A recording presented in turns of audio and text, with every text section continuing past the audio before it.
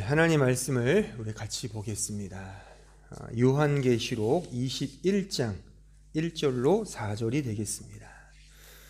우리 다 같이 함께 한 목소리로 하나님 말씀을 읽겠습니다. 시작. 또 내가 새 하늘과 새 땅을 보니 처음 하늘과 처음 땅이 없어졌고 바다도 다시 있지 않더라. 또 내가 보매 거룩한 성 새 예루살렘이 하나님께로부터 하늘에서 내려오니 그 준비한 것이 신부가 남편을 위하여 단장한 것 같더라. 내가 들으니 보좌에서 큰 음성이 나서 이르되 보라, 하나님의 장막이 사람들과 함께 있음에 하나님이 그들과 함께 계시리니 그들은 하나님의 백성이 되고 하나님은 친히 그들과 함께 계셔서 모든 눈물을 그 눈에서 닦아주시니 다시는 사망이 없고 애통하는 것이나 곡하는 것이나 아픈 것이 다시 있지 아니하리니 처음 것들이 다 지나갔음이러라. 아멘. 2024년이 밝았고 시작되었습니다. 저는 신년 메시지로 오늘 읽은 이 말씀을 가지고 다 지나간다라는 제목으로 하나님 말씀을 증거하겠습니다. 유한한 인간이 무한한 하나님을 이해하고 이성적으로나 경험적으로 파악하고 포착한다는 것은 불가능합니다. 다시 말하면 우리 편에서 하나님께로 갈 수는 없다는 것입니다. 오직 하나님 편에서 우리 자신에게 그 하나님 자신을 드러내시는 계시로서만이 그 하나님을 알 수 있습니다. 이것을 은혜의 계시라고 부릅니다. 하나님은 이 은혜의 계시를 따라 자신을 드러내셨죠. 그것이 뭡니까? 그게 성육신, 하나님이 육체로 이 세상에 오신 그 사건을 의미합니다. 하나님은 오직 예수 그리스도를 통해서만 알려지십니다. 그래서 성경은 본래 하나님을 본 자가 없으되 아버지 품속에 있는 독생하신 하나님으로 나타났다, 그렇게 말하고 있고, 또한 주님은 친히 나를 본 자는, 즉 예수인 자기 자신을 말하는 거죠. 나를 본 자는 아버지를 보았다라고 그렇게 주님은 친히 말씀하신 겁니다. 예수 그리스도는 하나님이십니다. 아버지 하나님은 아들 예수 그리스도를 통해 온전히 드러나셨습니다. 그리고 예수께서 보내신 성령 하나님도 자의로 말하지 않고 나를 증언한다, 즉 예수를 증언한다라고 그렇게 성경은 말씀합니다.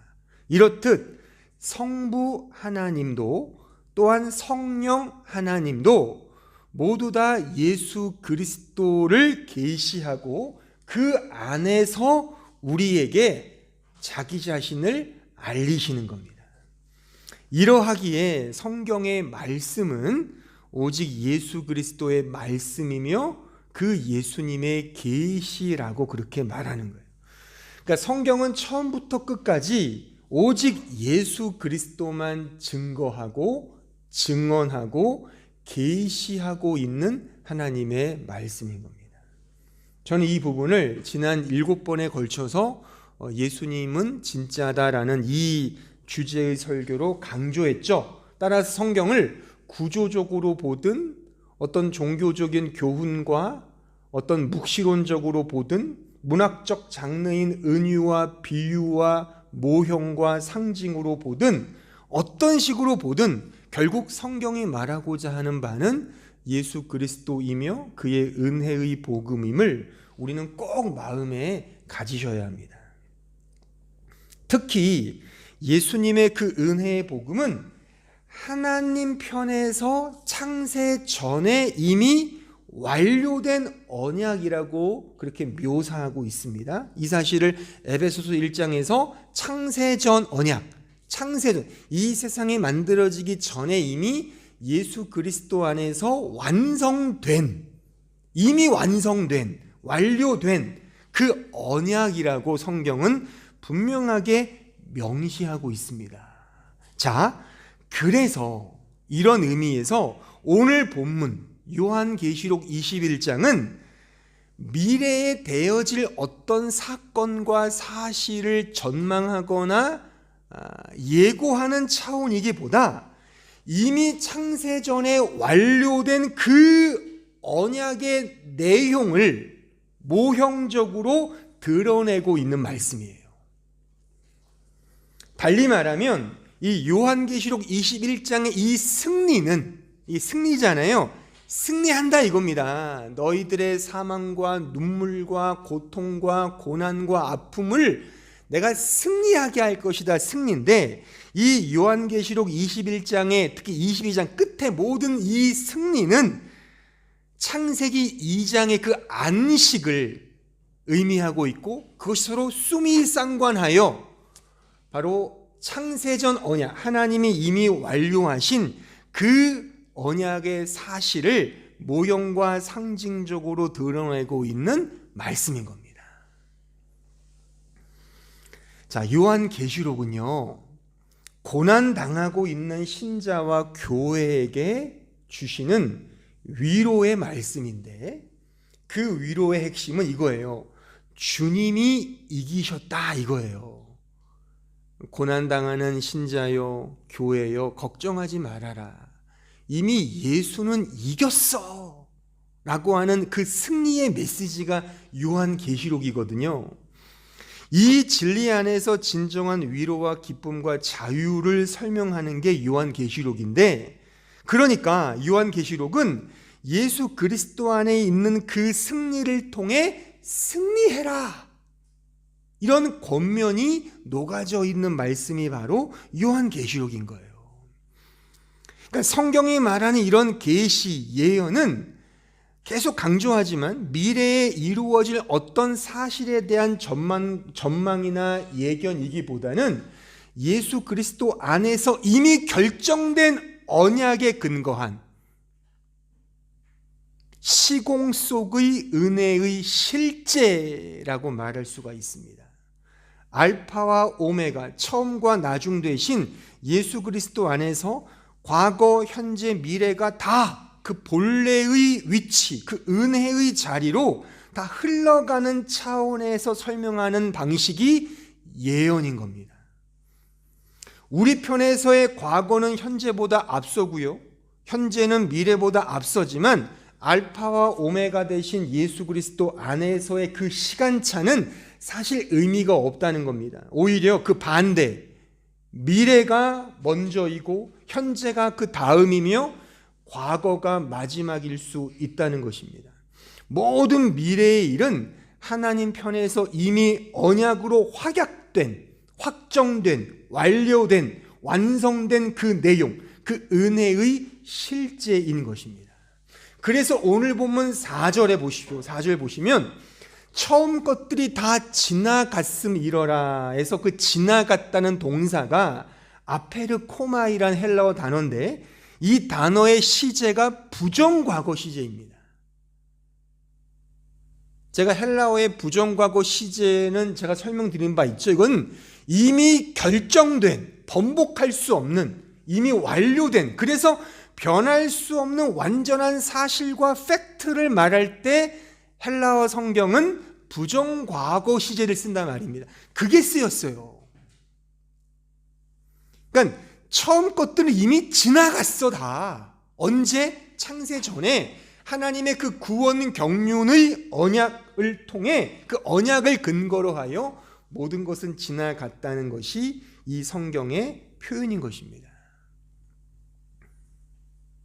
예수 그리스도 안에서 완성된 그 언약 위에 현재를 살아가고 미래를 향해 가는 신자의 믿음을 그려내고 있는 거예요. 저는 이것을 조금 더 생동감 있고 좀 더 우리 입장에서 능동적인 의미를 좀 부각시키기 위해 다 지나간다라는 식의 그런 느낌표도 제가 찍었죠. 그래서 그런 현재형을 제가 좀 변형해 쓴 건데 원어적으로는 지나갔다 이겁니다.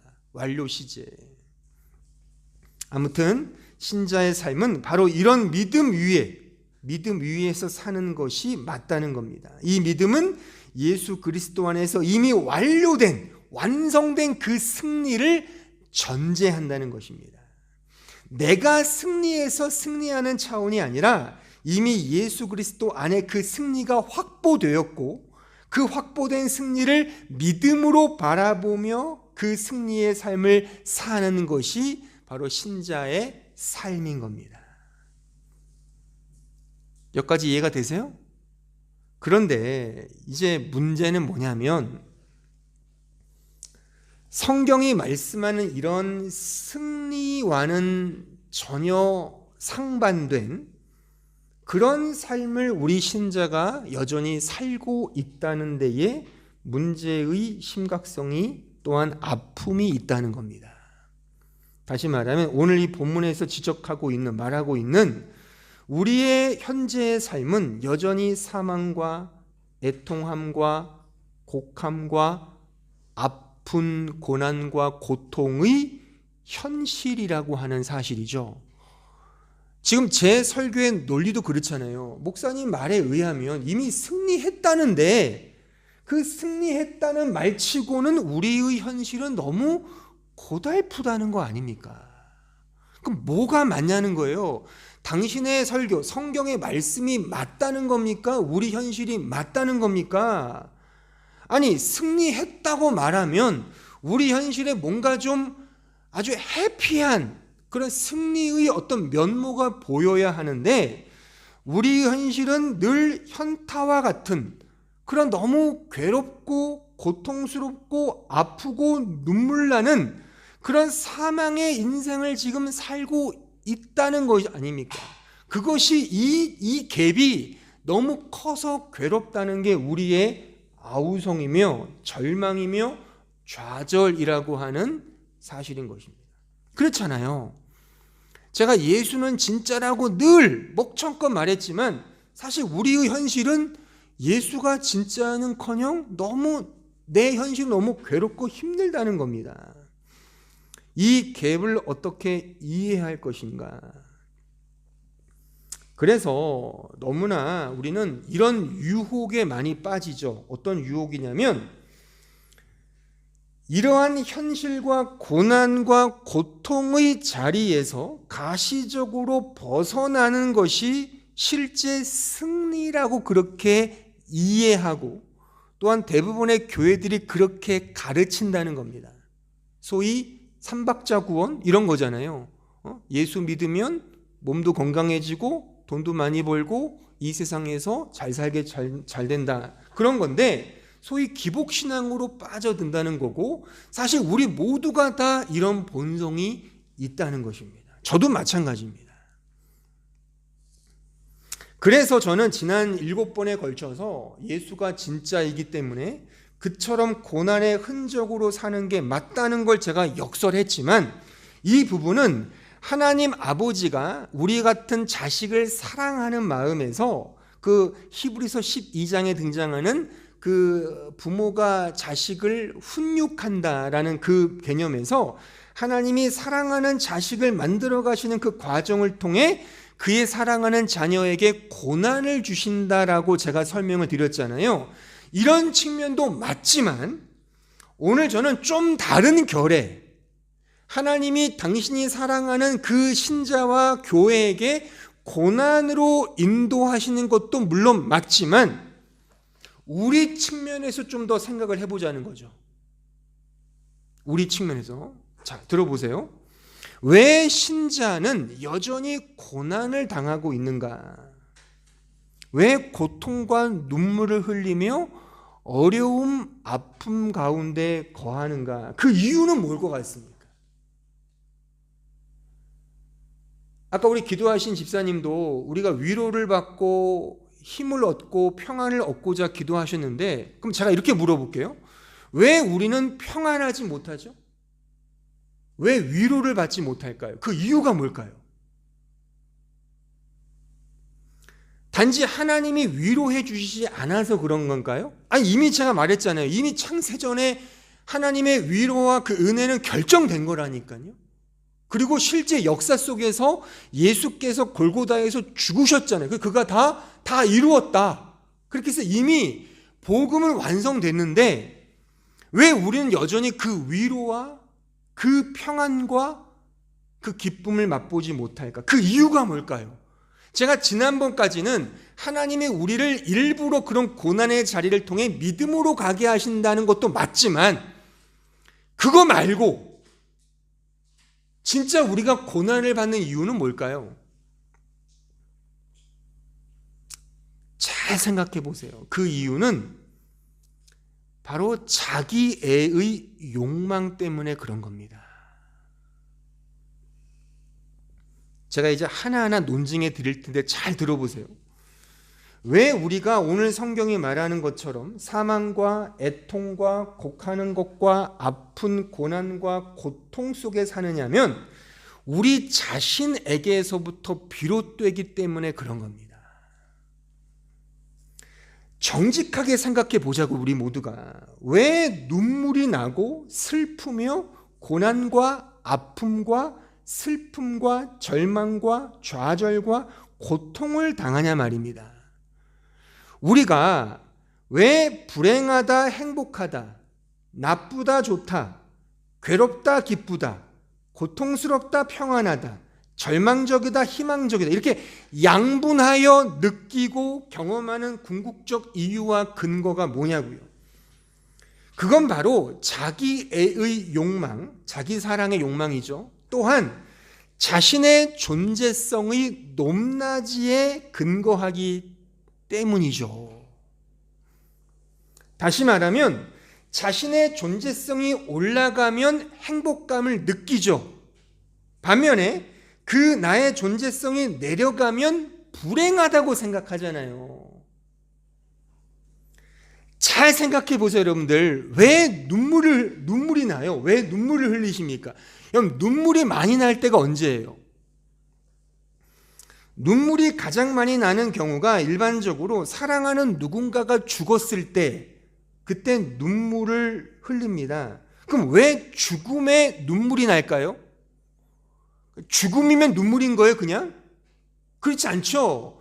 그 죽음이 나란 존재와 어떤 관계를 맺고 있을 때 그 눈물의 여부와 그 눈물의 정도가 비례하죠.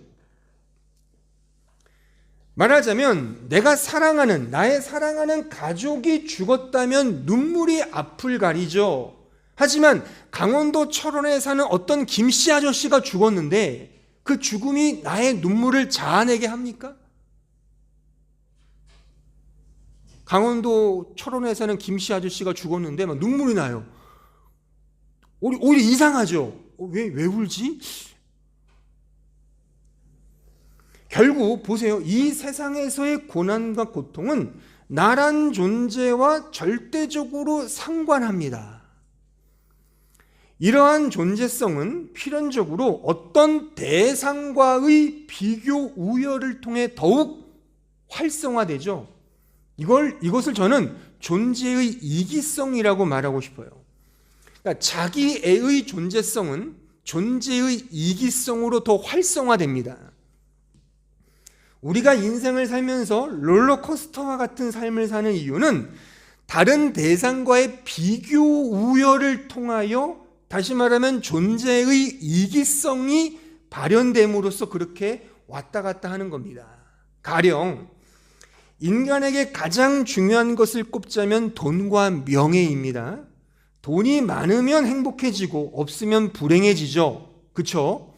또한 명예, 즉 누군가가 나를 많이 알아주면 행복하죠.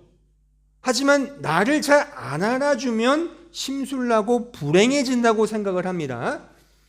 그러면 보세요. 돈이 얼마만큼 많으면 행복해지는 겁니까? 한번 생각을 해보자고요. 돈이 우리의 인생의 기쁨과 행복을 좌우하는 게 맞잖아요. 그러면 얼만큼 많으면 행복해지는 겁니까? 또한 얼마나 많은 사람이 나를 알아주면 행복감을 느끼는 겁니까? 기준은 하나죠. 쟤보다 쟤보다, 그 쟤가 누군지는 모르죠. 어쨌든 난 쟤보다는 돈이 많아야 돼. 그거 아니에요, 솔직히. 나는 쟤보다는 인기가 많아야 돼. 그거잖아요.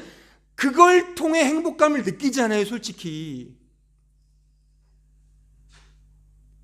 다 상대적 이기성의 발현을 통해 우리의 기쁨과 행복감이 좌우된단 말입니다. 우리는 태생부터가 그래요. 제가 3남매의 둘째인데 저의 위로 2살 형이 있는데 제가 태어나자마자 저의 라이벌은 형이었어요. 형보다 잘생겨야 되고 형보다 능력이 있어야 되고 형보다 뭔가를 잘해야 돼요. 근데 우리 형은 어릴 때 우리 아버지가 목회하셨으니까 운명적으로 피아노를 쳤어요. 자, 피아노 치는 남자 이길 수 있겠습니까? 이길 수가 없죠. 제가 지금도 기억나요. 그 중학교 발렌타인데이 때 제 동기 여자친구가 있어요. 동일한 중2 여자애가 있는데 걔가 저한테 선물을 주는 거예요. 와, 이제 나도 받을 때가 됐구나. 근데 형한테 좀 전해줘. 그걸 지금 제가 그대로 갖고 있습니다. 갖고 있어요. 지금 보여드릴게요. 영원한 라이벌이죠. 형에게만 이겨야 돼요. 형을 이겨야 되는 거죠. 근데 이제 보세요. 초년생이 돼서 그러니까 졸업해서 학생이 되고 직장인이 되고 이 사회인이 됐을 때 그게 끝입니까? 계속 경쟁이잖아요. 그 경쟁을 통해 내가 쟤보다 나으면 거기서 행복을 느낀다는 말입니다. 근데 아예 없으면 상관이 없어요. 그러니까 제가 언젠가도 말했지만 무인도에서 경쟁이 있어요? 무인도는 그래서 행복한 곳인 거예요. 어떤 의미에서. 여러분들 군대 갔다 오신 분들 있으시잖아요. 자, 군대 가셔서 가장 힘든 때가 언제입니까? 육체적으로 민간인이 군인 되는 그 훈련소 기간이 제일 힘든 기간이에요. 육체적으로는요. 정말 어마어마한 훈련이 기다리고 있고 너무 짜증나는 훈련이 많아요. 근데 보세요. 군대의 사건 사고가 훈련소에서는 거의 일어나지가 않아요. 오히려 자살, 사건 사고는 자대 배치를 받아서 그 안에서 자살도 생기고 폭력도 생기고 그런 일이 횡행하는 거거든요. 왜 그러냐면 훈련소에서는 동기들끼리 있어요. 계급장이 없어요. 그냥 다 훈련병이란 말입니다. 그러니까 그렇게 죽사하게 훈련 받아도 끝나고 나면 동기들끼리 모아서 교관 욕하면서 막 담배 피고 막 이러면서 그냥 그 스트레스가 풀리는데 자대 배치 가면 거기는 계급이거든요. 병장부터 나는 이제 들어가자마자 가장 밑바닥 2등병이에요. 저는 해군 나와서 해군 2등병이면 갑판병이거든요. 갑판, 배 위 갑판. 저는 갑판병이에요. 그러니까 2등병 갑판병은 갑판과 붙어있는 존재예요. 아무 존재도 아니에요. 그 위로 또 자대 받으면 동기들이 없어요. 거의. 동기가 같은 배를 타도 저쪽 부서 이쪽 부서 거의 볼 일이 없어요. 그러니까 거기서 스트레스가 엄청 받는 거죠. 아니 더 잘 먹고 더 좋은 환경인데도 불구하고 거기서 더 많은 스트레스를 받아서 심지어 목숨을 끊는 일도 생긴단 말입니다. 이러한 상대적 이기성이 우리에게 어마어마한 고난과 고통을 안겨준단 말이죠. 왜 우리가 평안과 기쁨을 누리지 못하냐면 다 상대적 행복과 상대적 위로를 구가하기 때문에 그런 겁니다. 잘 생각해 보세요. 소위 우리가 위로를 받는다는 차원도 보세요. 그것도 이기적인 거 아닌가요? 우리는 기실, 나보다 못한 사람을 보면 왠지 모르게 위로와 힘을 얻습니다. 반면에 나보다 잘난 사람을 보면 열받죠. 인간의 이러한 자기 사랑에 근거하여 이런 비교 의식에서 살기 때문에 우리는 결코 평안과 기쁨을 맛보지 못하는 거예요. 왜 명품이 명품입니까?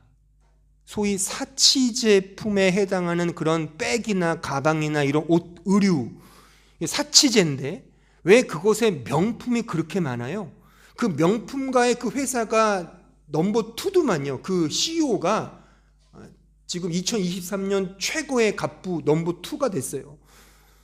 왜 그런 사치 제품을 만드는 곳에 명품이 많을까요? 명품인 이유는 특별한 희소성 때문에 그런 거예요.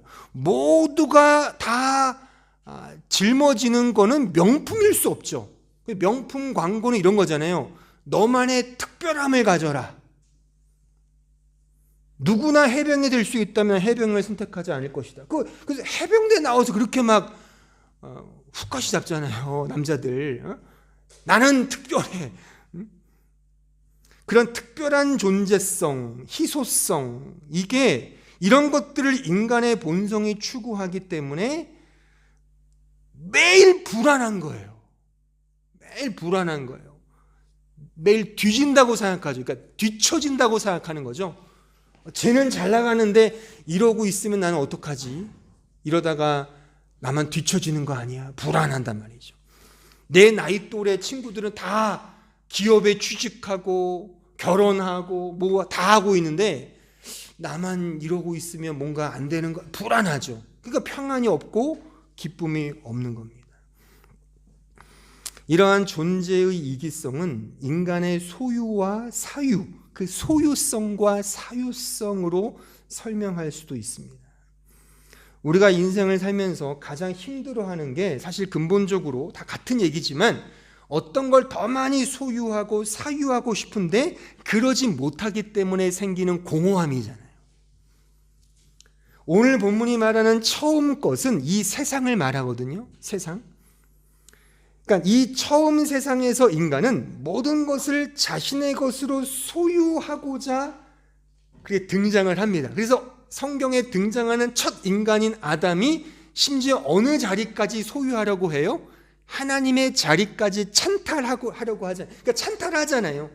하나님처럼 되고자 하는 그 소유욕을 통해 타락을 하잖아요. 그게 죄거든요.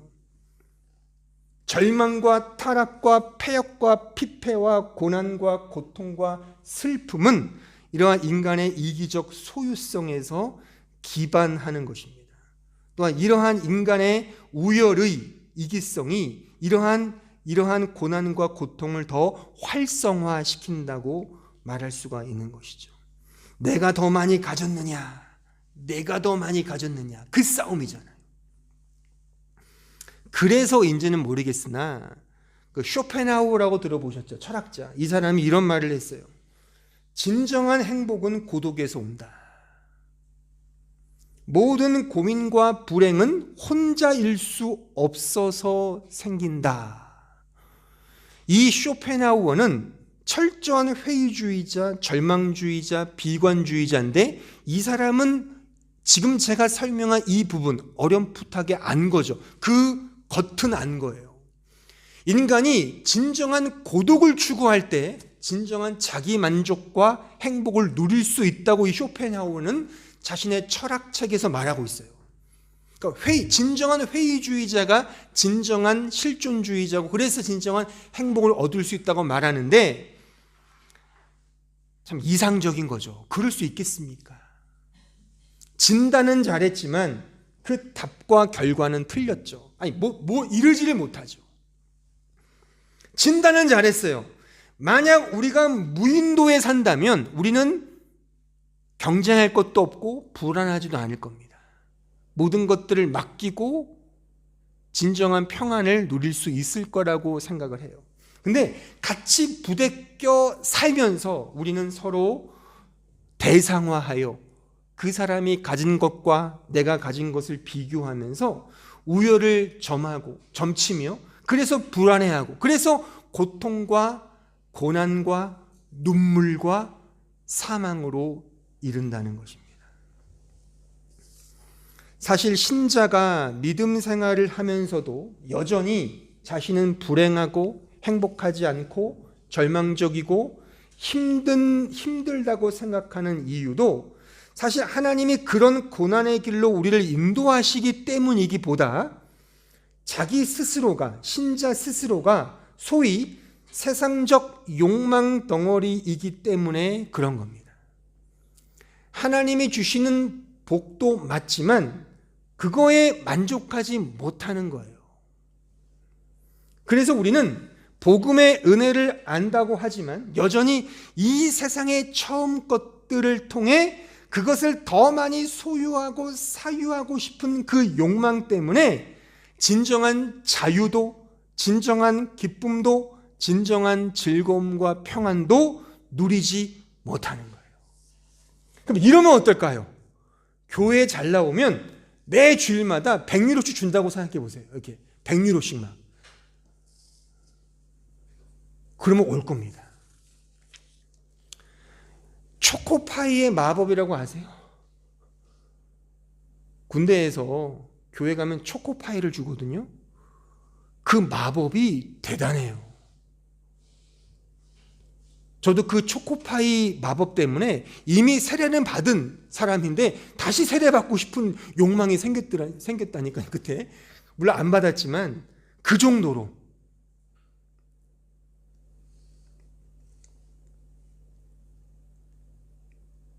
그런데 성경의 신비스러운 진술을 한번 볼까요? 이게 뭐냐면 바로 이러한 신자를 이러한 상황과 상태, 즉 세상적 욕망 덩어리의 상황으로 그냥 내버려 두신다는 거예요. 자, 로마서 1장 21절 보겠습니다. 하나님을 알되 하나님을 영화롭게도 아니하며 감사하지도 아니하고 오히려 그 생각이 허망하여지며 미련한 마음이 어두워졌나니 스스로 지혜 있다 하나 어리석게 되어 썩어지지 아니하는 하나님의 영광을 썩어질 사람과 새와 짐승과 기어다니는 동물 모양의 우상으로 바꾸었느니라.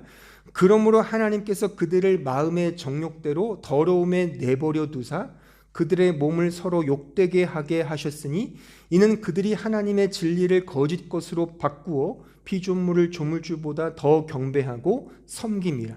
주는 곧 영원히 찬송할 이시로다. 아멘. 여기에 내버려 두사란 동사가 파라디돔이란 헬라어 동사인데 이 파라디돔이란 동사는 hand over, 그러니까 넘겨주다라는 의미예요. 넘겨주다. 그러니까 하나님께서 우리를, 여기 신자도 포함되는 겁니다. 불신자만 말하는 게 아니에요. 우리를, 신자를 포함하여 우리 모든 인간들을 바로 어떤 뜻을 가지시고 그냥 그대로 놓아두시고 넘겨주신다는 의미입니다. 따라서 신자여도 여전히 우리의 마음의 정욕대로 행하는 게 맞다는 겁니다. 그렇게 우리는 지금 살고 있지 않습니까? 이거를 로마서 7장의 신자의 두 마음으로 이렇게 설명도 가능해요. 자, 로마서 7장 19절 보세요. 내가 원하는 바 선은 행하지 아니하고 도리어 원하지 아니하는 바 악을 행하는도다. 만일 내가 원하지 아니하는 그것을 하면 이를 행하는 자는 내가 아니요 내 속에 거하는 죄니라. 그러므로 내가 한 법을 깨달았노니 곧 선을 행하기 원하는 나에게 악이 함께 있는 것이로다. 내 속사람으로는 하나님의 법을 즐거워하되 내 지체 속에서 한 다른 법이 내 마음의 법과 싸워 내 지체 속에 있는 죄의 법으로 나를 사로잡는 것을 보는도다. 오호라 나는 곤고한 사람이로다. 이 사망의 몸에서 누가 나를 건져내랴. 신자의 실존적 이중성을 말하는 말씀인데 신자에게는 이런 두 마음이 있다는 겁니다. 하나님의 사랑을 알고 그 사랑을 따라 믿음으로 살고자 하는 마음이 신자에게 있습니다. 하지만 동시에 자기 자신을 사랑하여 자기 자신의 사랑을 향해 그 욕망을 따라 살고자 함도 있다는 것입니다. 이것이 신자의 실존적 이중성이라고 저는 말을 붙이고 싶어요. 그러니까 이것을 우리는 인정하는 것에서부터 출발을 해야 된다는 것이죠. 자, 보세요. 이스라엘 백성들이 출애굽하여 광야 40년 생활을 했어요.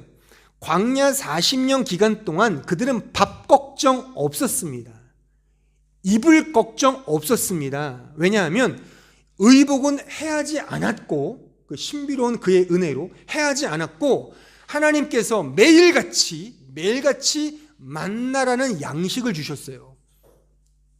매일같이. 물론 여섯째 날에는 제7일을 위해 그 배를 주셨지만 매일 먹을 수 있는 만나를 주셨단 말입니다. 또한 그들이 단백질 부족을 혹 우려한 나머지 쓰러질까봐 메추라기를 통해 고기도 적절하게 주셨어요.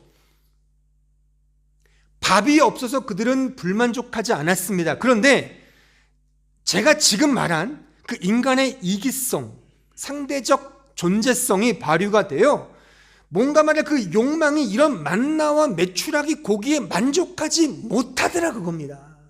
그래서 그들은 심지어 애굽에 종 살았던 그 노예 신분에 먹었던 생선, 오이, 참외, 부추, 마늘, 파, 이게 다 스태미너 음식이거든요. 이런 것들에 대한 욕망이 생겼고 그래서 원망하여 다시 돌아갈래 라고 했단 말입니다. 그게 40년 내내 그들이 외쳤던 원망이며 불만이었다는 사실이에요. 아니 너무 웃기잖아요. 자유민이 아니라 종이 되면서까지 이런 음식을 탐하더라 그겁니다. 다 상징이죠. 음식을 탐한다. 지금 우리로 말하면 우리 인간은, 신자는 예수를 믿었어요. 예수 안에 기쁨을 누려요. 정말 그 은혜를 알아요. 근데 여전히 내 안에 욕망이 있어요. 이 세상에서 잘 되고 싶어요. 그 잘 되고 싶은 욕망이 하나님이 주시는 것에 만족하지 못하더라 그겁니다. 그래서 세상에서의 그 욕망을 더 만회하기 위해, 더 풍성히 누리기 위해 믿음이나 은혜나 이 성경이 말하는 그런 개념들을 이용하더라 그겁니다. 이게 기복신앙이죠. 오해하지 마십시오, 여러분들. 우리가 인간으로서 이 세상에서 잘 먹고 잘 사는 건 죄가 아닙니다. 죄가 아닙니다. 그럴 수 있습니다. 또한 그렇게 살기 위해 노력하는 것 자체가 죄는 아닙니다. 심지어 그렇게 살아가는 것은 하나님께서 정해 놓으신 일반 은총의 법칙입니다. 조직신학적으로 말하면 일반 섭리와 일반 은총의 범주 내에서 하나님께서 이 세상에 말하자면 DNA로 부여하신 그런 법칙입니다. 그 법칙이 뭐죠? 율법이죠. 율법에 근거하여 더 많이 뿌리면 뿌린 대로 족족 많이 거둘 수 있다는 것이 바로 율법이고 인과응보이고 인과율의 법칙이죠. 그거는 맞는 겁니다. 따라서 저는 이런 것에 근거하여 저는 여러분들이 올 한 해 더 해피하고 더 윤택하고 더 성공된 삶을 살기를 바라요. 진짜. 그러기 위해서는요, 더 열심히 공부하시고 학생들이면 더 열심히 일하세요. 돈 많이 벌 수 있습니다. 물론 그렇게 한다고 잘 되는 법은 또 없다고 하지만 다른 왕도는 없습니다. 학생이면 열심히 공부하고 직장인이면 열심히 일하는 것 외에는 이 세상에서 잘 살 수 있는 길은 없고 또 그것은 하나님이 정하신 율법이에요. 그건 맞는 겁니다. 가령 입학시험을 치르는 학생에게 혹은 취업 전장에 뛰어든 청년에게 필요한 것은 열심히 공부하고 그래서 남들보다 좋은 성적을 거두는 것이며 자신의 스펙을 남들보다 잘 만들어서 그 취업 전쟁에서 살아남는 것, 그것이 그 청년과 학생들에게 필요한 것이고 그것은 하나님의 일반 은총의 법이에요. 미안하지만 성경 공부 열심히 한다고 시험에 붙는 거 아닙니다. 기도 열심히 한다고 좋은 직장에 취직하는 거 아니에요. 다 아시잖아요. 솔직히. 그러니까 저는 이 일반 은총의 법칙에 따라 이 세상에서 잘 되고 싶고 정말 평안한 삶을 누리고 싶으면 열심히 공부하고 열심히 일하십시다. 저도 그렇게 살 거예요. 열심히. 그렇게 해서 이 세상에서 잘 사는 겁니다. 우리 모두 올 한 해 그렇게 살자고요. 이 자체는 죄가 아닙니다. 근데 문제는 그런 것이 끝이 있냐 그겁니다. 뿌린 대로 거두는 건 맞지만 그것을 통해 진정한 끝이 어디냐고요. 예전에 그 가수 이효리 씨가 그 JTBC 뉴스룸에 그 출연해서 인터뷰 중에 이런 말을 한 걸 제가 기억해요. 그 손석희 아나운서가 당신의 꿈은 뭡니까? 라고 묻는 그 질문에 이 이효리 씨가 이렇게 말하더군요. 아주 쌈쌈하게. 유명하지만 조용히 살고 싶고 조용하지만 잊혀지긴 싫다. 그녀의 유명한 어록이 되었죠. 근데 솔직히 말하면 이 표현, 유명하지만 조용히 살고 싶고 조용히 살지만 잊혀지긴 싫다는 건 다 갖고 싶다는 거예요. 보세요. 유명하기 위해서는 뭔가 특출을 나야 돼요. 돈이 많아야 되는 겁니다. 근데 조용히 살고 싶대요. 그러니까 복닥거리는 이런 모으면 안 되는 거예요. 층간소음 안 돼요. 자신만의 하우스가 있어야 돼요. 조용한. 그래서 이 가수도 지금 모르겠지만 제주도에 그 멋진 하우스가 있지 않습니까? 그런 삶을 구가해야 되는 거죠. 또한 조용히 살지만 잊혀지긴 싫다. 내가 거하는 사회 속에, 인간관계 속에서 그 존재감이 낮아지지 않는 그런 삶. 이 세상에서의 VIP 삶인 거죠. 우리 모두가 꿈꾸는 진정한 행복한 라이프 스타일이 아닌가 생각합니다. 저도 이런 삶을 살고 싶어요. 솔직하게 진짜. 제 욕망은 그렇습니다. 독일에서 조금 이런 삶을 하는 것 같기도 해요. 너무 조용하니까. 우리 모두 열심히 노력해서 이런 삶을 살자고요. 그런데 보세요. 이러한 삶의 끝이 어딨냐고요. 끝. 진정한 만족이 있냐는 겁니다. 결국 아담이 창세기에서 범한 그 범죄처럼 결국 하나님처럼 되고자 하는, 하나님의 자리까지 가고자 하는 그 자리, 또 바벨탑을 쌓아서 하늘에 닿고자 하는 그 욕망, 거기까지 계속 가지 않을까요?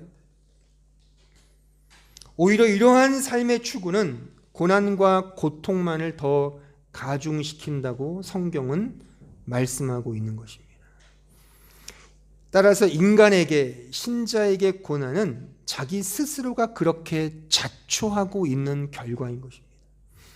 우리가 고난을 받는 이유는 스스로가 만족하지 못하기 때문이고 욕망 덩어리로 살고 있기 때문에 그런 겁니다. 그 욕망 자체는 죄인 겁니다.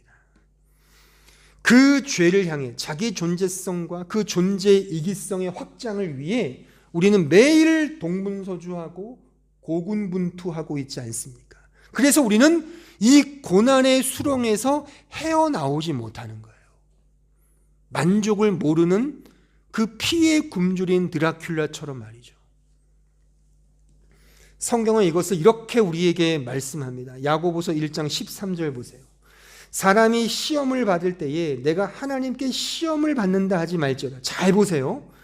하나님은 악에게 시험을 받지도 아니하시고 친히 아무도 시험하지 아니하신다. 오직 각 사람이 시험을 받는 것은 자기 욕심에 끌려 미혹됨이니 욕심이 잉태한즉 죄를 낳고 죄가 장성한즉 사망을 낳느니라. 하나님은 그 누구도 시험하지 않는답니다. 이 시험이란 단어가 페이라조인데 이거는 proof, make proof of란 뜻인데 proof, 어떤 증거를 만들어낸다는 건데 사실 다른 성경에서는 하나님은 우리의 믿음을 위해 시련을 주시고 시험을 주시고 고난을 주신다는 말씀도 있어요. 근데 야고보 이 사도는 그렇게 말하지 않고 우리가 당하는 모든 시험은 우리의 욕심 때문임을 강조하고 있죠. 지금 제가 설교한 이 내용인 겁니다. 우리의 욕망, 이 에피토미아, 이 욕심이 죄를 낳고 그 죄가 사망으로 우리를 끌고 간다는 거죠. 하나님은 거기에 우리를 파라디도미, 그냥 놓아두신다는 거예요. 그래서 신자여도 그 욕심대로 살기 때문에 여전히 평안과 기쁨과 만족을 누리지 못하는 거예요. 스스로를 잘 생각해 보세요. 여러분들이 왜 만족하지 못하고 언제나 불안해하고 언제나 평안이 없고 언제나 이렇게 뭔가 모르게 초조하고 불만과 불평이 있는지는 여러분들의 그 마음의 그 에피토미아, 그 욕망이 거기에 만족을 못하기 때문인 거예요. 그래서 하나님은 거기에 내버려 두신다는 거예요. 근데 놀라운 것은 그 내버려 둔 그 자리에서 진짜 신자는, 은혜를 아는 신자는 바로 거기서 하나님의 은혜를 조금씩 맛본다는 겁니다. 요 이후의 말씀 뭐죠? 야고보서 1장 16절. 내 사랑하는 형제들아 속지 말라. 온갖 좋은 은사와 온전한 선물, 이게 은혜거든요. 이 좋은 은혜와 이 좋은 선물이 다 위로부터 빛들의 아버지께로부터 내려오나니 그는 변함도 없으시고 회전하는 그림자도 없으시다. 자, 보세요. 속지 마. 너의 욕망은 이건 가짜야. 그러면서 모든 좋은 은혜는 다 위로부터 오는 거야 라고 하면서 그는 변함도 없고 회전하는 그림자도 없다는 이 말이 왜 붙였냐고요. 이거는 지금 제가 설명하고 있는, 원래 하나님은 너에게 은혜를 지금 주고 있어. 이미 창세전에 그 은혜는 변함없이 너희 안에 있잖아. 예수를 믿었니? 그 예수 안에 이 은혜가 있잖아. 다시 확인해봐. 리마인드 해봐. 그걸 말하는 거예요. 그러니까 진짜 신자는, 우리는 여전히 내 욕망대로 삽니다. 신자여도. 근데 진짜 신자는 그렇게 안 산다는 게 아니에요.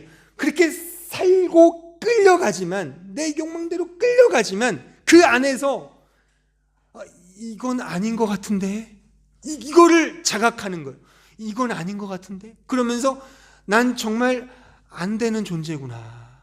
나는 정말 하나님께 기도도 하고 믿음으로 산다고 하는데 늘 나를 위해 사네. 그러니까 나를 위해 사니까 늘 벌벌 떨고 초조하고 불안해. 이런 나 자신의 실체를 확인하면서 다시 이 말씀, 그래, 속지 말라 말씀을 내가 듣고 다시 은혜, 그 하나님의 만세전에 택하신 그 정하신 그 은혜 앞으로 다시 간다는 겁니다.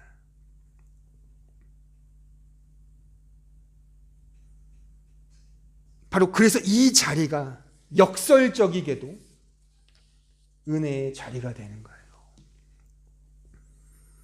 저는 이렇게 예언 아닌 예언을 할 수 있다고 생각합니다. 올 한 해도 우리는 우리의 자기 존재성과 그 존재의 이기성을 확보하기 위해 아마 치열하게 살 겁니다. 근데 진정한 신자는 그 안에서 그런 삶의 굴곡과 여정을 통해서 지금 읽은 이 말씀, 사랑하는 형제요 속지 말라, 이것에 대한 경각심을 느낄 겁니다. 그러면서 진짜 은혜와 진짜 선물은 이게 아니구나, 하나님이구나를 깨달을 거예요. 이런 끊임없는 갈등과 번민이 우리 신자의 삶의 말하자면 믿음의 여정인 겁니다. 또한 이러한 극명한 차이가 신자와 불신자의 차이이기도 한 겁니다.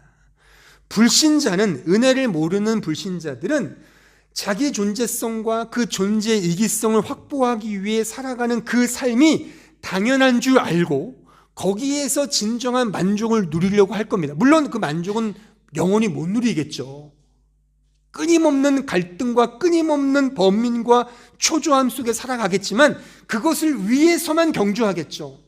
하지만 신자는 이런 불신자와 방불하게 똑같이 그렇게 살 겁니다. 형태는 조금 다를지 모르지만 그 내막은 똑같잖아요. 사실 우리가 기도하는 것들 다 보세요. 다 우리를 위해 기도하고 있잖아요. 전 이것을 탓하지 않습니다. 전 이걸 나쁘다고 보지 않습니다. 왜? 하나님이 파라디도미 하셨기 때문에 그 파라디도미 내버려 두신 그 이유가 있다는 거예요. 근데 중요한 건 그 안에서 속지 마. 이거 깨닫고 하나님 맞군요. 당신이 진짜 맞습니다. 그리로 가면 된단 말이에요. 이게 믿음이란 말입니다. 그래서 아까 읽었던 로마서 7장에서 나는 곤고한 자라라고 고백한 이후에 이런 말이 등장하는 걸 제가 몇 번 강조하잖아요. 자, 다시 읽어볼게요. 24절, 25절. 오호라, 나는 곤고한 사람이로다. 이 사망의 몸에서 누가 건져내랴. 보세요. 신자는 동일하게 세상 사람 산다니까요. 그렇게 나를 위해서, 욕망을 위해서. 근데 신자는 이 고백을 한단 말이에요. 나 정말 이 곤고한 사람 맞습니다. 정말 누가 나를 좀 건져주세요 라는 이 한탄과 이 절망이 나온단 말입니다. 그리고 나서 우리 주 예수 그리스도로 말미암아 하나님께 감사하리로다가 또 나온단 말입니다. 오직 예수 안에만 승리가 있구나. 다 지나간다라 말씀하신 그 예수님만이 진짜구나. 내가 잘 지나가서 지나가는 게 아니라, 그러니까 내 싸움이 아니라 하나님이 이루어놓으신 그것을 내가 바라보는 거잖아요. 그냥 모세가 놋뱀을 들었을 때 놋뱀을 바라보는 자가 구원을 받은 거잖아요. 이게 믿음이란 말입니다. 이게 내가 내 병을 낫기 위해 내 안에 있는 불신과 불만과 그 불만족을 해소하기 위해 노력하는 게 우리의 믿음의 싸움이 아니라 나는 여전히 실패할 수밖에 없는 존재임을 이 역사 속에서 우리의 삶 속에서 깨닫는 게 믿음 생활이란 말입니다. 그래서 하나님 우리를 파라디도미 하시는 거예요. 일부러 어떤 의미에서 우리를 내버려 두신다니까요. 그러니까 우리는 이 세상에서 내버려진 채 그냥 주님만을 바라보면서 의지하며 살아가는 것 그 자체가 믿음 생활인 것입니다. 이 진리를 진짜 고백하는 그 삶인 겁니다. 우리의 현실은 여전히 변함이 없을 겁니다. 저는 지금 목사이고 목사의 직을 감당하고 있지만 제 안에 있는 본성은 사실 똑같아요. 예전에 목사 되기 전에는 어떻게 하면 세상적으로 잘 먹고 잘 살까를 생각했지만 지금은 어떨까요? 목사로서 잘 먹고 잘 살려고 하지 않겠습니까? 그렇잖아요. 똑같잖아요. 이게 겉모습만 꽃의 종류만 다를 뿐이지 그 안에 있는 뿌리는 똑같잖아요. 나를 근거하고 있는 게. 이거를 알자는 겁니다. 우리는. 그래서 우리는 오직 다 이루었다, 다 지나갔어 라는 그 하나님의 음성만을 듣고 따라가면 된다는 겁니다. 그래서 성경은 이런 믿음을 뭐라고 말하는 거예요? 어린 아이의 믿음이라고 말하는 거잖아요. 왜 어른 장성한 믿음으로 말하지 않고 왜 예수님은 어린 아이와 같지 아니하면 천국에 못 간다고 말하는 그 이유가 뭘까요? 어린애처럼 순진해서 어린애처럼 무식해서 그게 아니죠. 어린아이에게는 절대 의존성이 있잖아요. 그 의존성이 믿음이란 말입니다. 제가 거듭 강조하지만 신자의 성화는, 자라감은, 주님을 닮아가는 거는 주님, 나 주님 도움 필요 없어요, 나 혼자 잘할 수 있어요가 아니란 말입니다. 우리는 언제나 주님만을 의지하는 존재로 살 수밖에 없습니다. 이 고백으로 우리는 죽을 때까지 살아가는 겁니다. 그래서 우리는 신앙생활을 하면 할수록 더 겸손해지는 거예요. 그래서 주님의 은혜가 없으면, 주님의 도움이 없으면 난 아무것도 아닙니다. 그거 우리가 어떠한 존재이며 어떠한 삶을 살든 그건 상관이 없습니다. 이런 의미에서 중요한 건 이 모든 것들을 합력하여 선을 이루시고야만은 하나님의 주권적 은혜의 능력이고, 그래서 그 능력을, 그 하나님의 그 능력을 우리가 신뢰하는 것입니다. 이게 신자의 믿음인 겁니다. 하나님이 창세전에 세우신 이 구원의 경륜, 이 모든 구원의 중심과 근거는 오직 예수 그리스도와 그의 은혜의 그 어떤 근거를 세우셨습니다. 하나님의 은혜와 예수 그리스도의 십자가 사랑이 모든 것의 근거이며 이유이며 목적이며 목표입니다. 자, 그럼 보세요. 그 은혜와 믿음이 목적이고 목표라면 바로 이 세상과 역사와 신자와 교회의 실존적 모습이 그려내야 될 그 형상, 그 이미지는 뭐여야 옳습니까? 한번 생각을 해보자고요. 하나님이 창세전에 오직 은혜, 오직 믿음, 오직 예수 그리스도로만 이 세상을 세우겠다고 약속하셔서 세우셨어요. 그러면 그런 이후에 펼쳐지는 역사의 그림이, 이미지가 어떤 그림이어야 옳냐는 겁니다. 신자와 교회가 자기 스스로의 힘으로 하나님을 닮아가거나 하나님 의지 없이 나 주님 닮을 수 있어요 라고 하는 게 맞겠습니까?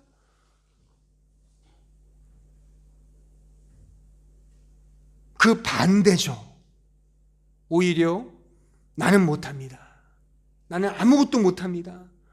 하나님의 은혜와 하나님에 대한 그 사랑만이 절대적으로 필요합니다. 나는 죄인입니다. 이거. 그래서 이 자리를 보여주신, 그래서 이 세상을 타락한 세상으로 이 역사가 그려내고 있는 거잖아요. 그 안에 신자와 교회도 자기 스스로의 힘으로 하나님을 닮아가는 것이 아니에요. 그건 바벨탑이죠. 그게 아니라 오히려 실패하고 실수하며 오류투성이인 그 모습으로 드러나고 폭로되고 발각되고 모든 것들이 발가벗기는 그 상태가 되는 것이 우리 신자의 삶이며 교회의 역사란 말입니다. 그래서 오직 하나님께만 오롯이 영광이 돌려지는 그것, 그게 요한계시록의 진술이에요. 오늘 돌아가셔서 요한계시록을 읽어보세요. 그 모든 것이 다 어린 양 예수, 그 예수로 말미암아 모든 것이 완성된다는 사실을 장엄하게 찬송하고 있는 게 요한계시록의 말씀이지 않습니까?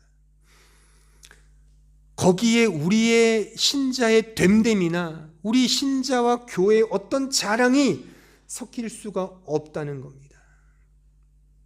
우리의 실존의 내막은 사실 다 나를 근거하고 있는 자기 사랑의 욕망이라는 것이 매 순간 폭로되고 드러나는 것이 우리의 인생이다, 그겁니다.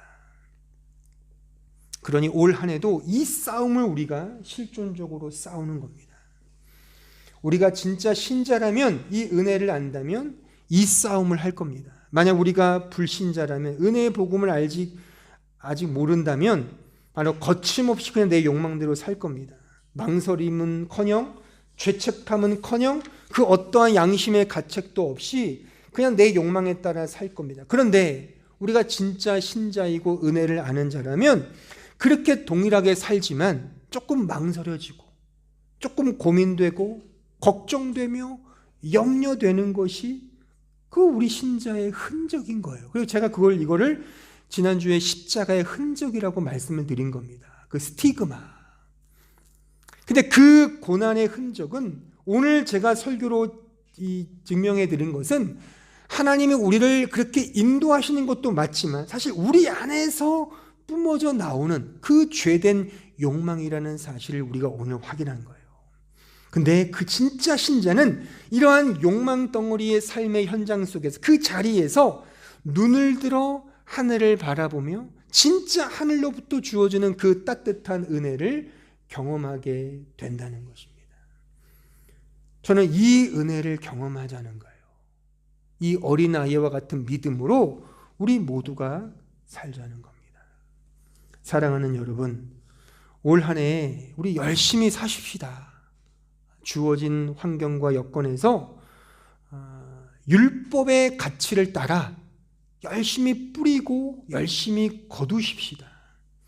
좁게 말하면 이 독일 드레스덴, 이 낯선, 제가 거의 지금 10년 차 살고 있는데 늘 낯설어요. 언제나 춥고 또 오늘부터 춥다는데 한 주간 몸 관리 잘 하셔야 됩니다. 그래서 우리 모두가 정말 이 세상에서 좀 잘 되는 그런 인생을 저도 살기를 바랍니다. 저는 그걸 응원하고 축복합니다.